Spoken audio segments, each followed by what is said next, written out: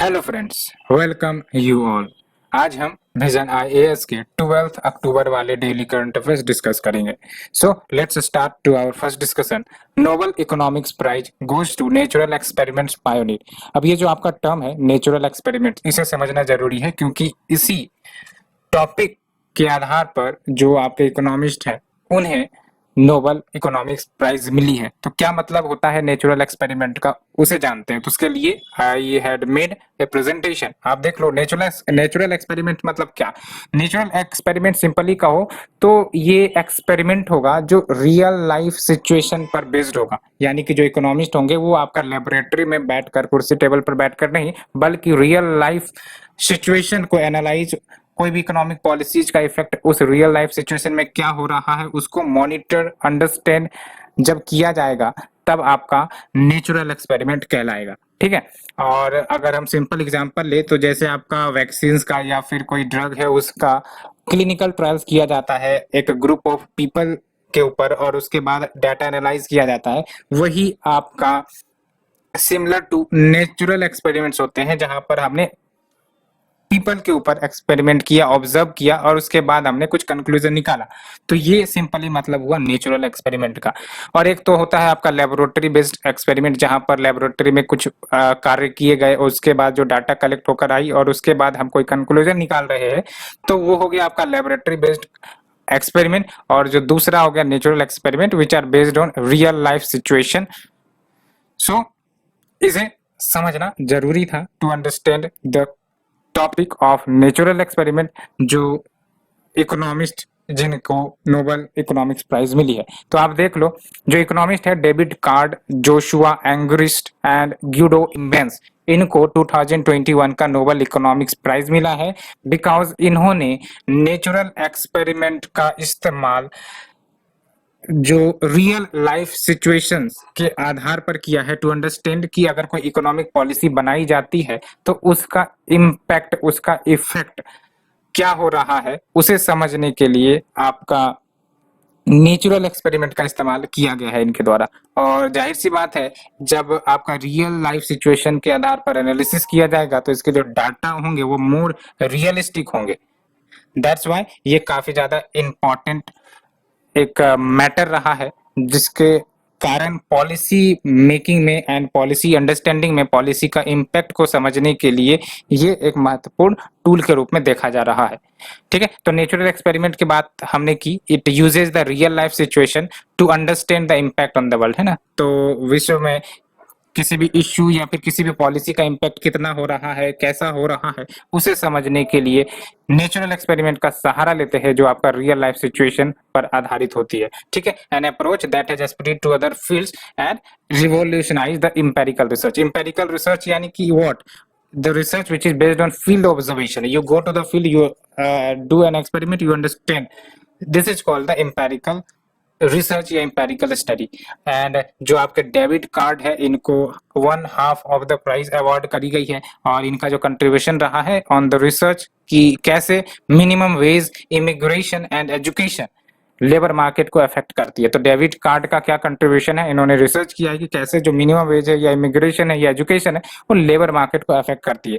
और इनकी जो स्टडी है वो आपका अर्ली 1990s से ही करी गई है और इनकी स्टडी ने कन्वेंशनल विजडम को चैलेंज भी किया है और इन्होंने साफ साफ या फिर इनकी स्टडी ने साफ साफ बताया है कि अगर मिनिमम वेजेस को बढ़ा भी दिए जाए तो इसका मतलब ये नहीं कि इसके कारण आपका फ्यूअर जॉब्स होंगी या फिर जो जॉब्स की संख्या है वो घट जाएंगी। तो ये आपका जो रिजल्ट है इस स्टडी के माध्यम से इन्होंने बताया है। एंड जो अदर हाफ है नोबेल प्राइज का वो Joshua Angrist and Guido immense को मिला है। और बिकॉज किस लिए मिला है, तो because of their contribution for their framework for studying the issues जो रिलाई नहीं होती है ट्रेडिशनल साइंटिफिक मेथड पर, यानी कि वैसे जो ट्रेडिशनल साइंटिफिक मेथड्स के माध्यम से अंडरस्टैंड नहीं की जा सकती, डिफिकल्ट टू अंडरस्टैंड, उसको कैसे स्टडी किया जाए, इसके लिए जो कंट्रीब्यूशन दिया गया है जोशुआ एंड ग्यूडो को हाफ कंट्रीब्यूशन इनके द्वारा शेयर की गई है। एंड देख लो जो डाटा आया है फ्रॉम द नेचुरल एक्सपेरिमेंट वो इंटरप्रेट करना डिफिकल्ट है। फॉर एग्जांपल कंपलसरी एजुकेशन को अगर एक्सटेंड कर दिया जाता है by year for one group of student, यानी कि अगर कंपलसरी एजुकेशन को लेट से कि मैंने एक साल के लिए एक्सटेंड कर दिया सर्टेन ग्रुप ऑफ स्टूडेंट्स के ऊपर, not the other group of student, तो ये सभी को अफेक्ट नहीं करेगा in that group in the same way, है ना, वो डिफरेंट ग्रुप को डिफरेंटली अफेक्ट करेगा, ये कहने का मतलब है।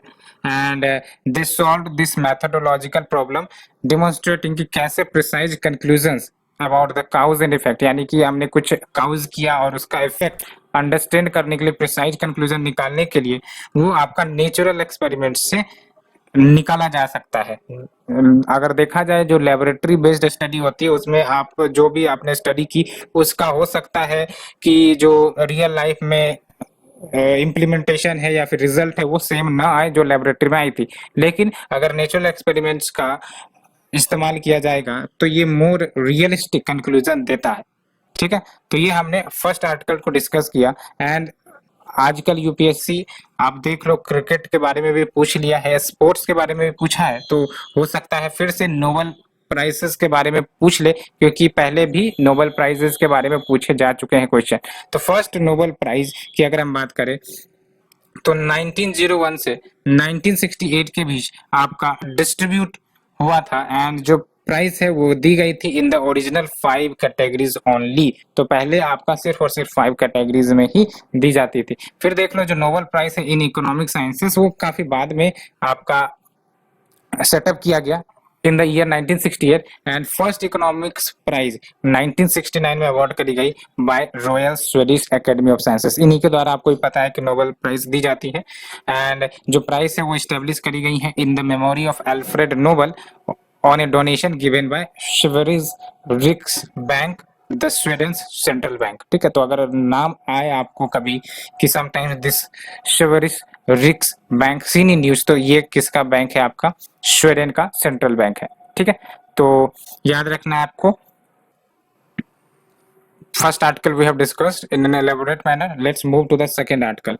India invited to become full-time international energy agency member. आपको ही पता है अभी फिलहाल आईईए का इंडिया मेंबर नहीं है, अभी इंडिया एसोसिएट मेंबर के रूप में है आईईए का, लेकिन अब इनविटेशन आ रही है कि इंडिया भी फुल टाइम मेंबर बन सकता है। तो इनविटेशन आ गई तो बनने के चांसेस बढ़ गए हैं। तो बात करेंगे आईईए के बारे में, साथ ही साथ ये आपका इंस्टीट्यूट है क्या, और अगर मेंबरशिप इसको फुल्ली मिल जाती है तो भारत के लिए क्या लाभ होगा।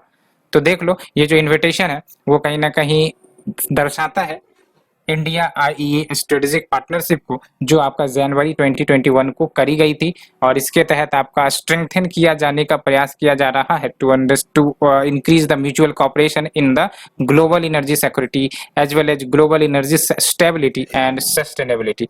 एंड सबसे इंपॉर्टेंट बात तो ये है जो टर्म्स होते हैं टू बी ए मेंबर, तो इसके लिए आपका जो देश है, for example India needs to be a member of organization of OECD, यानी कि if you want to become IEA member then you must be a member of OECD, and also 5 further criteria आपको fulfill करने पड़ेंगे। The 5 further criteria is given here 1 2 3 4 5 and we will understand one by one। and ये आपका Paris based organisation है IEA, और ये create करी गई थी, याद रखना है आपको, as a response to the oil crisis 1973-1974।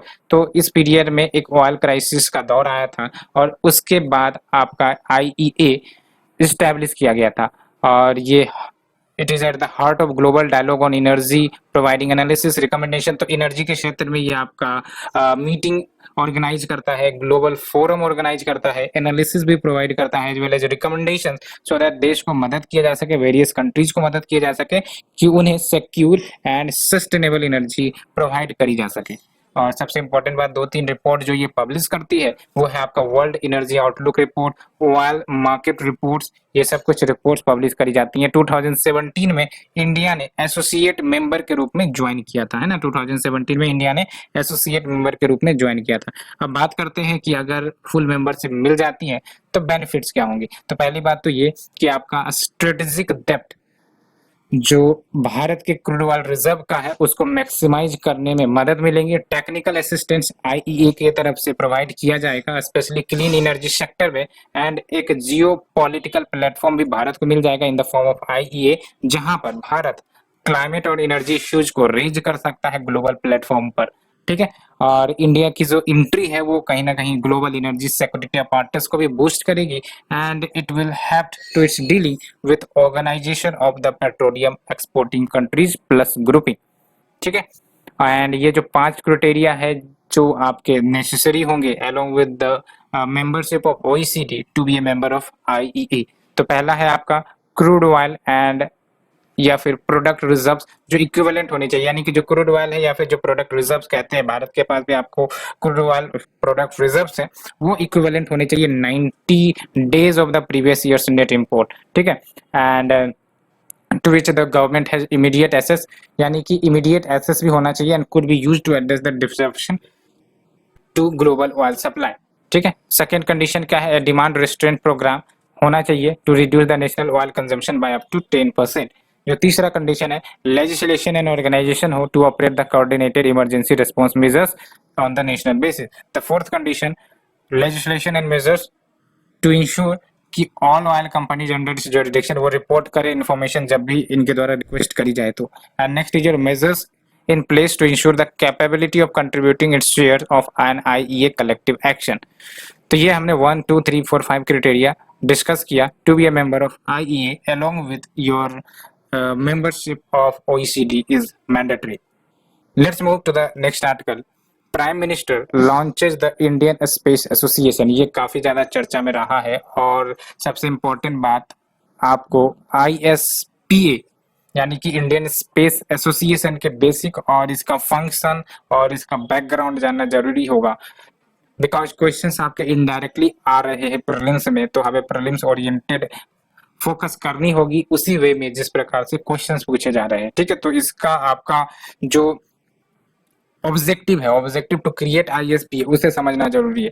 तो अगर हम बात करें ISPA की यानी कि इंडियन स्पेस एसोसिएशन की, तो ये प्राइवेट इंडस्ट्री बॉडी होगी जो स्पेस टेक्नोलॉजी को भारत में बूस्ट करने का काम करेगी। और ये इंपॉर्टेंट है, ISPA का जो फाउंडिंग मेंबर्स है इसमें OneWeb है, भारतीय एयरटेल है, मैप माई इंडिया ये इसरो की ही है। तो ये कुछ आपके ऑर्गेनाइजेशन या बॉडी हैं जो आपके फाउंडिंग मेंबर्स के रूप में रहेंगे। अब सबसे इंपॉर्टेंट बात आपको यही याद रखनी है कि इसका बेसिक ऑब्जेक्टिव है क्या, क्यों इसे बनाया गया है। तो ये आपका independent and single window agency होगा जो इनेबल करेगा स्पेस सेक्टर को ओपन होने के लिए to the startups as well as private sector, ठीक है। तो it will enable the opening up of the space sector to the startup as well as the private sector. Yes, यहीं पे confuse कर जाते हैं, कंफ्यूज नहीं करना है। प्राइवेट सेक्टर के लिए भी स्पेस सेक्टर को ओपन किया जाए, इस पर भी फोकस ये करेगा and it will work towards building global linkages for Indian space industry so that जो क्रिटिकल टेक्नोलॉजी है बाहर के या फिर इन्वेस्टमेंट्स है बाहर से वो आए भारत में और more high skill jobs create हो। And it will work on the issue of policy around space technology and domain and space reforms जो किए जाएंगे वाया ISPA वो 4 पिलर्स पर आधारित है। पहली बात तो ये the freedom to innovate in the private sector, यानी कि प्राइवेट सेक्टर को अलाउ किया जाएगा, है ना, वैसा एनवायरनमेंट प्रोवाइड करी जाएगी कि वो इनोवेट कर सके स्पेस सेक्टर में and making the government act as an enabler. ये काफी इंपॉर्टेंट स्टेटमेंट आजकल चल रहा है, government should be an enabler. तो गवर्नमेंट वही कर रही है, वो आपका इनेबलर के रूप में एक्ट कर रही है and preparing the next generation for the future of the space industry and ensuring कि जो स्पेस सेक्टर है वो आपका कॉमन रिसोर्स के रूप में यूज हो for the progress of humanity, ठीक है। एंड प्रीवियस स्टेप जो लिए गए हैं to promote the private sector वो है आपका इन स्पेस, इसके बारे में उन्होंने डिस्कस भी किया था, Indian national space promotion and authorisation centre, जो कि आपका सिंगल पॉइंट इंटरफेस होगा between ISRO and private company. And we have the new space India limited जो कमर्शियल आर्म होगा इसरो का। And we have the draft space activities bill 2017 and we have the Antariksh marketing arm of ISRO. तो ये सब आपके जो steps private sector को promote करने के लिए इन द स्पेस सेक्टर जो लिए जा रहे हैं गवर्नमेंट के द्वारा, ये सब कुछ स्टेप्स हैं। We have the in space, we have the New India Space Limited, we have the draft space activities bill and we have the Antariksh which is the marketing arm of ISRO. And आप देख लो private participation space activities में वो कहीं ना कहीं भारत का जो शेयर है in the global space market वो बढ़ाएगा, डेफिनेटली बढ़ाएगा। और अभी फिलहाल अगर देखा जाए तो ओनली 2% जो आपका कंट्रीब्यूशन है in the global space sector from India, ठीक है। तो ये हमने डिस्कस दिया the second article. Let's move to our third article, Ladakh standoff India China talks at an impasse, फिर से आपको लद्दाख स्टैंड ऑफ का न्यूज देखने को मिल रही है और फिर से ये टॉक्स अब जो ऑफिशियल्स है इंडिया चाइना के बीच वो अब टॉक कर रहे हैं। तो देख लो, talks between the senior military commanders of India and China to find a solution to the 17 month जो लॉन्ग स्टैंड ऑफ देखने को मिला था आपको ईस्टर्न लद्दाख में, तो इसका एक सॉल्यूशन निकाला जाए। उसके लिए फिर से senior military commanders of both the nation वो आपका मीट कर रहे हैं और ये अभी मीटिंग आपकी खत्म हो चुकी है, लेकिन कोई फाइनल कंक्लूजन नहीं निकल पाया है। ठीक है, एंड ये जो 13th राउंड ऑफ टॉक्स कह सकते हो, ये चाइनीज साइड ऑफ LAC की तरफ हुआ था और इसका ऑब्जेक्टिव यही था कि कैसे हम डिसंगेज करेंगे अपने ट्रूप्स को at the Hot Spring area of the eastern Ladakh. And other points जो डील डिसंगेजमेंट जहां से करनी है वो है आपका Galwan valley, Gogra post and north and south banks of Pangong Tso. यही सब तो आपका लद्दाख फेस ऑफ हुआ था between the Chinese and the Indian army और उसके बाद डिसंगेजमेंट की बात चल रही थी, लेकिन जो टॉक्स है वो बार बार आप देख रहे हो कि फेल हो रहा है। And India China border dispute की बात करें तो इसको आपको समझनी होगी मेंस के पर्सपेक्टिव से। तो ये जो बॉर्डर है, सबसे पहली बात तो यही समझना है आपको कि जो इंडिया सबसे ज्यादा highest length of border share करता है वो है आपका बांग्लादेश, चाइना नहीं है। ठीक है, ये प्रीलिम्स के लिए इंपॉर्टेंट है। एंड जो बॉर्डर है बिटवीन इंडिया एंड चाइना वो क्लियरली डिमार्केट नहीं है, सबसे बड़ी इश्यू यही है, क्लियरली डिमार्केट नहीं है। एंड सर्टेन स्ट्रेचेज जो आपका टोटल बॉर्डर लेंथ का है बिटवीन इंडिया एंड चाइना वो है अप्रोक्स 3488 किलोमीटर। एंड इसके लिए mutually agreed line of actual control अभी है ही नहीं, दैट्स वाई ये सब इश्यूज आ रहे हैं। और जो इंडिया चाइना का बॉर्डर है उसको 3 सेक्टर में डिवाइड किया गया है, एक तो वेस्टर्न पोर्शन हो गया, दूसरा मिडिल पोर्शन हो गया, तीसरा आपका ईस्टर्न पोर्शन हो गया। ये देख लो आपका है ना, एक तरफ आपका जो चाइना है इधर इधर आपका चाइना, ये वेस्टर्न पोर्शन हो गया और ये है आपका सेंट्रल सेक्शन वाला पोर्शन और ये है आपका ईस्टर्न सेक्शन जो अरुणाचल प्रदेश वाला रीजन आ जाता है। तो ये 3 भागों में बांटा गया है। ठीक है, and when we talk about western sector तो ये आपका जॉनसन लाइन के अलोंग लाई करता है which was proposed by the British 1860s में इनके द्वारा प्रपोज की गई थी। और क्या है आपका जॉनसन लाइन, तो जो अक्साई चिन्ह है ना, वो आपका principally state of Jammu and Kashmir के अंतर्गत आता है, लेकिन चाइना एक्सेप्ट ही नहीं करता है। अगर ये principally state of Jammu and Kashmir में आता है तो कहीं ना कहीं ये तो इंडिया का ही हिस्सा है, लेकिन चाइना इसको एक्सेप्ट करने के लिए तैयार नहीं है। तो इसलिए यहाँ से आपका वो चाइना बार बार इश्यू रेज करते रहता है। एंड दूसरा है आपका मिडिल सेक्टर और ये एकमात्र आपका रीजन होगा जहां पर इंडिया एंड चाइना ने मैप को एक्सचेंज किया है और इसके ऊपर इन्होंने सहमति भी जताई है। यानी कि डिस्प्यूट आपको सेंट्रल सेक्टर में नहीं देखने को मिलते, ये 2 जगह जो है यहाँ आपको बार बार फेस ऑफ देखने को मिलेगी क्योंकि यही डिस्प्यूट आ रहे हैं, क्योंकि सेंट्रल सेक्टर वाला डिस्प्यूट रिजोल्व हो चुका है। तीसरा है आपका eastern sector, the disputed boundary over the McMahon line. ठीक है, तो ये हमने डिस्कस किया, ये आप देख लो इंडिया का मैप और ये आपका पाकिस्तान, अफगानिस्तान एंड ये चाइना एंड ये नेपाल और भूटान और वेस्ट बंगाल। ठीक है, तो ये हमने मैप डिस्कस किया और सर्टेन इश्यूज और इंडिया चाइना बॉर्डर डिस्प्यूट के historical background as well as आपका बॉर्डर डिस्प्यूट कहाँ कहाँ कौन कौन से रीजन में है उसे भी डिस्कस किया। Let's move to the next article. Ministry of power mandates electricity distribution companies to undertake the energy accounting. तो अब ये मैंडेट हो गया है कि जो आपके डिस्कॉम्स हैं यानी कि आपके डिस्ट्रीब्यूशन कंपनीज वो एनर्जी अकाउंटिंग करेंगे। ठीक है, तो व्हेन वी से एनर्जी अकाउंटिंग तो एक प्रकार से अकाउंटिंग एक्सरसाइज है जो आपका प्रिस्क्राइब करेगा कि वो अकाउंटिंग करे सारे एनर्जी इनफ्लोज का जो वेरियस वोल्टेज लेवल्स में होते रहते हैं जब भी डिस्ट्रीब्यूशन ऑफ इलेक्ट्रिसिटी की जाती है ऑन द ग्रिड नेटवर्क, जिसमें आपका रिन्यूएबल एनर्जी जनरेशन भी आ गए, ओपन एक्सेस कंज्यूमर्स भी आ गए as well as energy consumption by the end consumers. ठीक है, तो सबके आपके अकाउंटिंग करने की बात कही जा रही है। एंड बेनिफिट क्या होगा, तो जाहिर सी बात है आपको डिटेल इन्फॉर्मेशन प्राप्त होंगे about the energy consumption by different categories of consumers की। अगर डिफरेंट कैटेगरीज ऑफ कंज्यूमर्स है तो उनके द्वारा कितना कंज्यूम किया जाता है इलेक्ट्रिसिटी को, एज वेल एज क्या ट्रांसमिशन एंड डिस्ट्रीब्यूशन लॉसेस होते हैं वेरियस एरियाज में, कहाँ से होता है, किस इश्यू के कारण होता है, ये सब जानकारी आपको आराम से मिलेगी। ठीक है, and it will also enable कि जब पता चल गया कि इश्यू क्या है तो फिक्सेशन भी होगा रेस्पॉन्सिबिलिटी का ऑन द ऑफिसर्स कि आखिरकार लॉसेस क्यों हो रहे हैं, थेफ्ट हो रहा है तो उस पर कंट्रोल क्यों नहीं हो रहा है। तो ये सब आपके जो अकाउंटिंग है वो हेल्प कर सकते हैं। मतलब कहने का मतलब ये हुआ कि it will bring more transparency and data reality.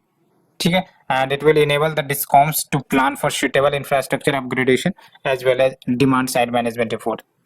And the next benefit it that जो इंडिया की क्लाइमेट एक्शंस है उसमें भी कंट्रीब्यूट करेगा। इंडिया के क्लाइमेट एक्शंस क्या है, तो बेसिकली पेरिस एग्रीमेंट जो गोल भारत ने कर रखे हैं उसको अचीव करने में ये मदद करेगा। क्या की रेगुलेशन है देख लो आप इसके तहत, तो क्वार्टरली एनर्जी अकाउंटिंग डिस्कॉम्स के द्वारा करने पड़ेंगे via certified engineer energy manager, यानी कि there should be an certified energy manager जो आपका क्वार्टरली एनर्जी अकाउंटिंग करेगा, ठीक है, डिस्कॉम कंपनीज की within 60 days. And annual energy audit भी होगी, और ये एनुअल एनर्जी ऑडिट याद रखना सीएजी के द्वारा नहीं बल्कि इंडिपेंडेंट एक्रीडेटेड एनर्जी ऑडिटर के द्वारा। And both annual and quarterly reports इसको पब्लिश करना पड़ेगा पब्लिक डोमेन में।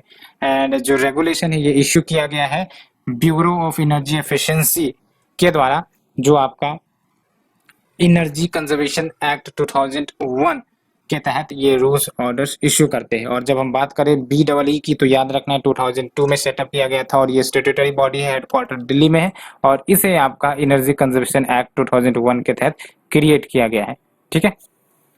सो let's move to the next article.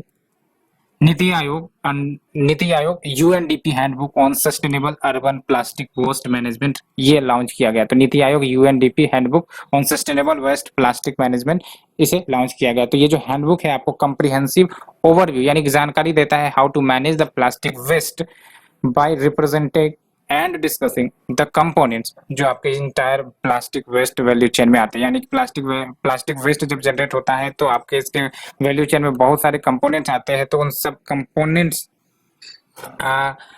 के बारे में जानकारी प्रोवाइड करी जाएंगी, ठीक है, to manage the plastic waste. And आप देख लो इसके तहत India approx 3.4 million ton of plastic waste हर ईयर, यानी पर ईयर आपका 3.4 million ton of plastic waste generate करता है।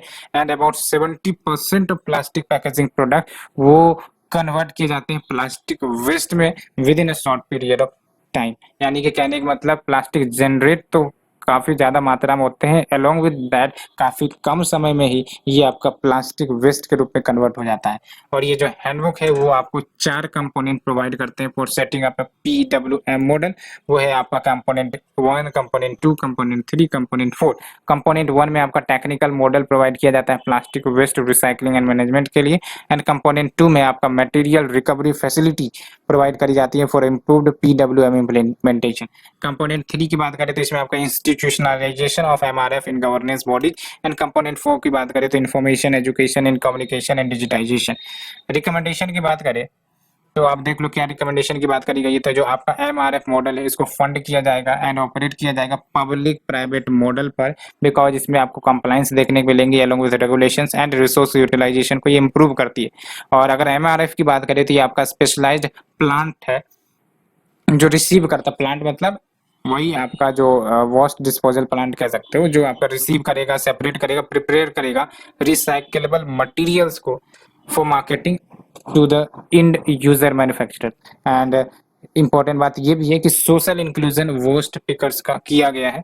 एंड सेग्रीगेशन ऑफ वेस्ट जो कि एक इंपॉर्टेंट कंपोनेंट होता है to deal with the plastic pollution, तो जनरेशन पॉइंट पर ही सेग्रीगेशन हो जाए वेस्ट का, इसकी भी प्रोविजन करी गई है। As well as formalisation of recycling units by registering as per the plastic waste management rules of the CPCB, ठीक है। तो ये हमने डिस्कस किया जो नए आपके रिकमेंडेशन सजेस्ट किए गए to deal with the plastic waste management, क्योंकि ये काफी इंपॉर्टेंट होने वाला है, क्योंकि India generates huge amount of plastic waste और उसका प्रॉपर डिकम्पोजिशन होना जरूरी है, otherwise it will be a dump house जो कहीं ना कहीं काफी ज्यादा गंभीर इश्यू लेकर आएगा, चाहे वो एनवायरनमेंट हो, चाहे वो क्लाइमेट हो, चाहे वो हेल्थ हो, चाहे वो ह्यूमन हो, ठीक है। सो अगर हम बात करें SDG linkages through plastic waste management initiative, तो ये आपका नो पॉवर्टी ये सब तो आपका SDG गोल है, आप देख ही रहे हो, ठीक है। तो let's move to the shorter news. Safe harbour framework क्या है ये, तो आप देख लो जो बार बार इश्यू चल रही है कि फेसबुक को रेगुलेट करो क्योंकि इनकी मोनोपोली आजकल नजर आ रही है। तो इंडिया ने भी एक बार रीथिंक करना चाहा है on its existing safe harbour framework, है ना। तो सेफ हार्बर फ्रेमवर्क को रिव्यू करने की बात इंडिया की तरफ से चल रही है, सो दैट ये जो ब्लैंकेट एग्जेम्पशन दे दी जाती है इन कंपनीज को उसको खत्म किया जाए। और व्हेन वी से सेफ हार्बर फ्रेमवर्क, तो ये आपको लीगल प्रोटेक्शन दिया जाता है इंटरमीडिएटरीज को। कौन है इंटरमीडिएटरी? जैसे आपके फेसबुक हो गए, गूगल हो गए, ये सब आपके इंटरमीडिएटरीज हैं जो सर्विसेज प्रोवाइड करते हैं कंज्यूमर्स को, लेकिन ये रिस्पॉन्सिबल नहीं होते अगर कुछ भी इश्यूज आती है उनके प्लेटफॉर्म पर। तो यही दिक्कत हो रहा है, इसी का फायदा ये multinational companies, social media companies उठा रही है, और इसके कारण आपका जो फेक कंटेंट, फेक न्यूज़ है, इलीगल न्यूज़ है, ये सब स्प्रेड होते रहते हैं डिस्पाइट ये एक्शन नहीं लेते, और इनको ये सेफ हार्बर फ्रेमवर्क प्रोवाइडेड है और इसके कारण गवर्नमेंट भी एक्शन नहीं ले पाती, इसीलिए इसको रिव्यू करने की बात चल रही है। तो it is a legal immunity जो इंटरमीडिएरीज के द्वारा एंजॉय करी जाती है under the section 79 of information technology act for the content posted on their platform by third party user. Let's say कि person A is there on the Facebook and वो अगर कोई पोस्ट करता है जो कहीं ना कहीं यूं कह सकते हो कि उचित नहीं है, या फिर content is illegal, not in accordance with the rules, तो इसके लिए आपका जो फेसबुक है वो जिम्मेदार नहीं होगा, third party that is a जिन्होंने ये पब्लिश किया है वो जिम्मेदार होगा। जबकि जिम्मेदारी तो आपके कंपनीज की भी होनी चाहिए कि वैसे कंटेंट पब्लिश होने ना दें, लेकिन अभी नियम के अनुसार आपका यही है कि सेफ हार्बर फ्रेमवर्क इनको प्रोवाइडेड है, और ये प्रोवाइड की जाती है under the section 79 of the IT act 2000 for the content posted on their platform by third party user. And अगर इसको हटाने की बात होती है तो डेफिनेटली क्या होगा कि ये जो एल्गोरिथम है उसको फिर से मोर ट्रांसपेरेंट बनाएंगी ये सारी company, so that illegal posting ना हो उनके वेबसाइट्स पर, उनके मीडिया प्लेटफॉर्म पर, and social media companies more accountable हो सकेंगे। Let's move to the next article, UNSC resolution 2593। तो यूएनएससी रेजोल्यूशन 2593 की बात करें तो इंडिया ड्रिवन यूएनएससी रेजोल्यूशन है अफगानिस्तान के ऊपर, जो अडॉप्ट करी गई थी इंडिया प्रेसिडेंसी जब हुई थी यूएनएससी की, तब इसे अडॉप्ट की गई थी, और इसके तहत एक अप्रोच बताए गए हैं कि क्या अप्रोच अडॉप्ट किया जाए to deal with the Afghanistan crisis. तो क्या अप्रोच इसमें बातें करी गई है, तो अकाउंटेबिलिटी फ्रॉम तालिबान, यानी कि तालिबान जो गवर्नमेंट अभी स्टेब्लिश हुई है उसकी अकाउंटेबिलिटी मांगी है कि आप हमें इंश्योर करो कि इनकी जो टेरिटरी है वो टेररिज्म के लिए यूज नहीं होंगी या किसी दूसरे देश को अटैक करने के लिए नहीं होंगी। It also calls for inclusive government via negotiated political settlement including the participation of minorities and women. तो इनकी भी पार्टिसिपेशन हो पॉलिटिकल सेटलमेंट में, ये भी मांग की गई थी। And G20 extraordinary summit on Afghanistan will seek to further build upon it. And next is your Herfindahl Hirschman index HHI, ठीक है। तो HHI की बात करें तो ये आपका कॉमनली एक्सेप्टेड मेजर है मार्केट कंसंट्रेशन का, एंड HHI ये कैलकुलेट की जाती है by squaring the market share of each firm. तो जो आपका फर्म compete कर रहे हैं मार्केट में और उनके जो मार्केट शेयर है उनको स्क्वायर करके निकाला जाता है, एंड उसके बाद इसको सम अप कर दिया जाता है जो भी रिजल्टिंग नंबर्स आएंगे, और ये आपका जीरो आ जाता है when a market is occupied by large number of firms of relatively equal size, and maximum ये 10,000 पॉइंट्स तक जा सकता है when a market is controlled by single firm. And market concentration की बात करें in the Indian aviation industry वो rise होगा because of the consequence of Air India privatisation, ये तो हो ही गई है। Next is your e payments to the beneficiaries. तो देख लो NHAI यानी कि national highway authority of India, ये आपका न्यू सिस्टम में शिफ्ट करेंगे जहां पर जो अमाउंट है वो ट्रांसफर कर दी जाएंगी directly to the beneficiaries account. कैसे? पब्लिक फाइनेंस मैनेजमेंट सिस्टम के माध्यम से, सो दैट फास्ट ट्रैक किया जा सके डिसबर्समेंट ऑफ कंपनसेशन अगर लैंड एक्विजिशन NHAI के द्वारा किया जाता है for the development of roads या फिर उनके जो प्रोजेक्ट चलते हैं। और बेनिफिट क्या होगा, तो आपका 1000 ऑफ करोड़ ऑफ रुपीज जो आपके बैंक्स में धरे रह जाते हैं मंथ टू मंथ, तो इसको करने से रोका जाएगा, and it will utilise for construction.